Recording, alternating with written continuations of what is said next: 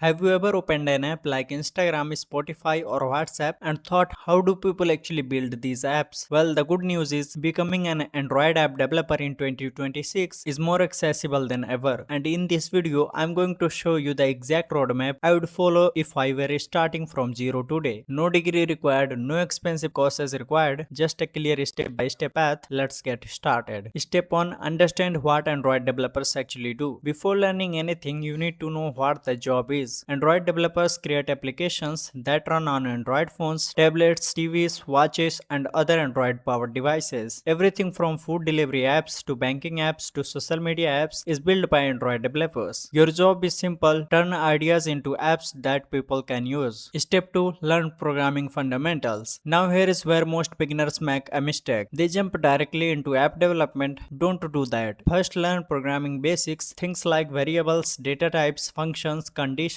loops, classes, and objects. These concepts are the foundation of every app you'll ever build. And trust me, once you understand these basics, everything becomes much easier. Step 3. Learn Kotlin. In 2026, Kotlin is the language you should focus on. It's officially recommended by Google for Android development. Kotlin is modern, clean, and beginner friendly. Start with variables, functions, null safety, classes, inheritance, collections, coroutines. Don't try to master everything at once. Just learn enough to build small projects. Step 4. Install Android Studio. Once you are comfortable with Kotlin, download Android Studio. Android Studio is the official tool used by Android developers. This is where you will write code, design app screens, test applications, and create APK files. Think of it as your app building workshop. Step 5. Learn Jetpack Compose. Now here is the biggest change in modern Android development. Instead of creating interfaces the old way, most new Android apps use Jetpack Compose. Jetpack Compose allows you to build beautiful user interfaces using Kotlin code, buttons, text fields, images, animations. Everything becomes much easier and faster. If you're learning Android in 2026, Jetpack Compose should be your primary focus. Step 6. Build small projects. This is where real learning begins. Don't spend months watching tutorials. Build projects. For example, a calculator app, a notes app, a to-do list app, a weather app, a quiz app. Every project is something new, and every mistake makes you better developer. Step 7. Learn app architecture. As your apps grows, your code can become messy. That's why professional developers use architecture. Learn concepts like MVVM, state management, repositories, dependency injection. At first, these terms may sound scary, but they are simply ways to keep your code organized and maintainable. Step 8. Learn APIs. Most modern apps connect to the internet. Weather apps fetch weather data, social media apps load posts, shopping apps display products. All of this happens through APIs. Learn HTTP requests, JSON, REST APIs, network calls. Once you understand APIs, your apps become much more powerful. Step 9. Learn databases. Apps often need to save data. For example, notes, tasks, user profiles, settings. That's where database comes in. Start with Room database, SQLite basics, then later explore cloud databases like Firebase. Step 10. Publish your first app. This is the step many people never reach. Don't wait until your app is perfect. Upload it to the Google Play Store. Even a simple app teaches you app signing, store listings, screenshots, app updates, user feedback, and nothing feels better than seeing your own app available for download. So if you are wondering how to become an Android developer in 2026, the roadmap is simple. Learn programming fundamentals, learn Kotlin, master Jetpack Compose, build projects, learn APIs and databases, publish apps, and keep building. Start small, stay consistent, and a year from now, you might be using apps that you built yourself. And who knows, the next app on someone's home screen could be yours. Thanks for watching.